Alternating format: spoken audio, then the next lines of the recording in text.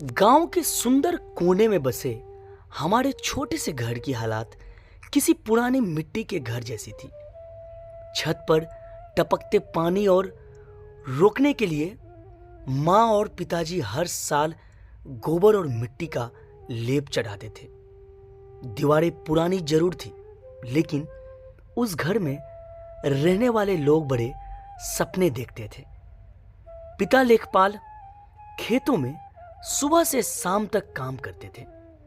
माँ घर के काम और मेरी पढ़ाई में मदद करती थी। मैं नितिन, उनकी इकलौती संतान, 8वीं कक्षा में पढ़ रहा था। मेरे पिता चाहते थे कि मैं गांव के उस छोटे स्कूल से आगे बढ़कर शहर के किसी बड़े स्कूल में पढ़ाई करूं। एक शाम जब हम सब खाना खा रहे थे, पिता ने कहा, नितिन को शहर के स्कूल में दाखिला करवाना है। वहां की पढ़ाई से उसका भविष्य सुधर सकता है।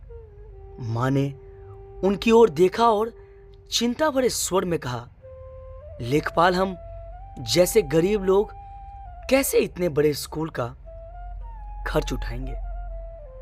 पिता ने मुस्कुराते हुए कहा, चिंता मत करो। अगर सपने बड़े हो तो रास्ते भी खुद ब खुद मिल जाते हैं। पिता ने अगले ही दिन शहर के उस स्कूल का पता लगाया। वहां पहुंचकर उन्हें पता चला कि स्कूल की फीस हमारी कल्पना से कहीं ज्यादा है। दाखिल के लिए बच्चे के अभिभावक का सामाजिक और आर्थिक स्तर भी मायने रखता है। लेखपाल ने हार नहीं मानी। उन्होंने अपना खेत गिरवी रखने का फैसला किया। यह सुनकर मां ने विरोध किया। खेत ही तो हमारे रोजी रोटी का जरिया है। अगर यह भी चला गया तो क्या खाएंगे? पिता ने दृढ़ता से कहा, नितिन की पढ़ाई हमारी सबसे बड़ी पूंजी है। अगर आज यह कदम नहीं उठाया तो उसका भविष्य अधूरा रह जाएगा।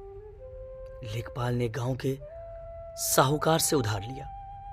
शहर में अपने लिए एक पुरानी कोट पैंट खरीदी और खुद को एक व्यवसाय के रूप में प्रस्तुत करने की तैयारी शुरू कर दी। स्कूल के प्रिंसिपल से मिलने का दिन आया। लेखपाल समय से पहले स्कूल पहुंचे। जब वह प्रिंसिपल के कमरे में दाखिल हुए तो उनका आत्मविश्वास देखते ही बनता था।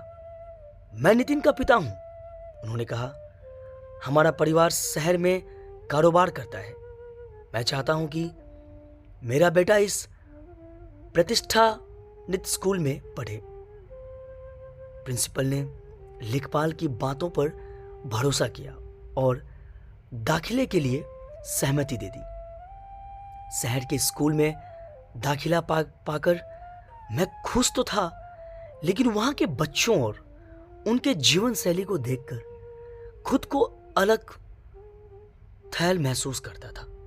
वहां के बच्चे महंगे कपड़े और जूते पहनते थे, जबकि मेरे पास साधारण बैग और पुराने जूते थे।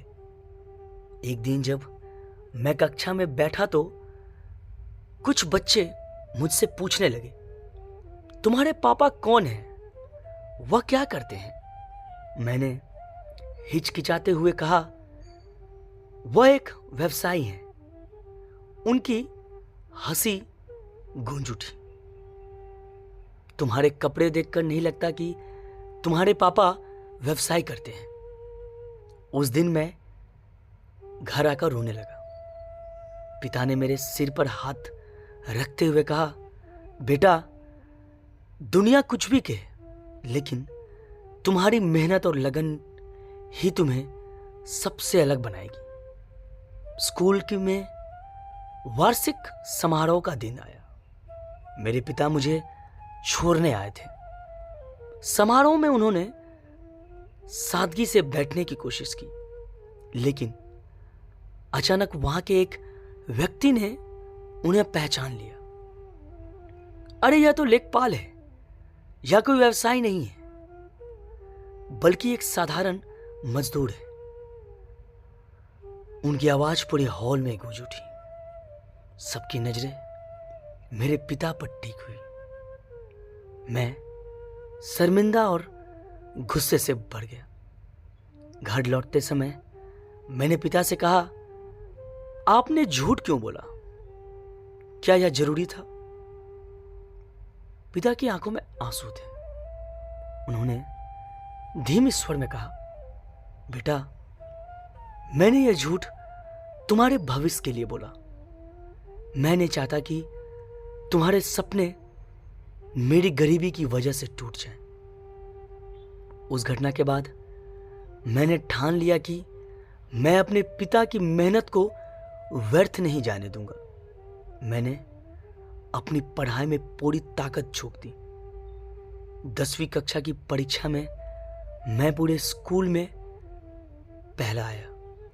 जब पुरस्कार वितरण समारोह हुआ तो मंच पर खड़े होकर मैंने सबके सामने कहा, आज जो कुछ भी हूं अपने पिता की बदौलत हूं। वह मजदूर हैं, लेकिन उनके सपने बहुत बड़े हैं। आज मैं एक सफल इंजीनियर हूं। मेरे पिता ने अपनी सारी जिंदगी मेरे सपनों को पूरा करने में लगा दी। उनका संघर्ष और त्याग मेरी प्रेरणा बन गई। उनके त्याग का फल यह है कि अब मैं ना केवल उनके लिए बल्कि अपने समाज के लिए भी कुछ बड़ा कर रहा हूं।